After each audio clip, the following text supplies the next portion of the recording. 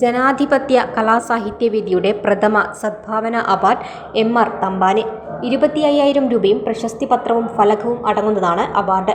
കേരള ഭാഷാ ഇൻസ്റ്റിറ്റ്യൂട്ടിന്റെ മുൻ ഡയറക്ടറും എഴുത്തുകാരനും പ്രഭാഷകനും പുസ്തക പ്രസാധകനുമൊക്കെയായി മലയാള സാഹിത്യ മേഖലയിൽ സമഗ്ര സംഭാവനകൾ നൽകിയിട്ടുള്ള ഡോക്ടർ എം.ആർ. തമ്പാനാണ്.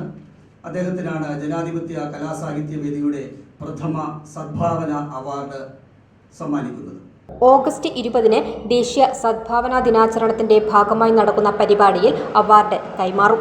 മലയാള സാഹിത്യ മേഖലയിലെ സമഗ്ര സംഭാവനകൾ പരിഗണിച്ചാണ് അവാർഡ് നൽകുന്നത്. ബി.എസ്. ബാലചന്ദ്രൻ, വിളക്കുടി രാജേന്ദ്രൻ, എം.എസ്. ശ്രീല റാണി എന്നിവരടങ്ങിയ കമ്മിറ്റിയാണ് അവാർഡ് നിശ്ചയിച്ചത്. വിസ്മയ ന്യൂസ്, തിരുവനന്തപുരം.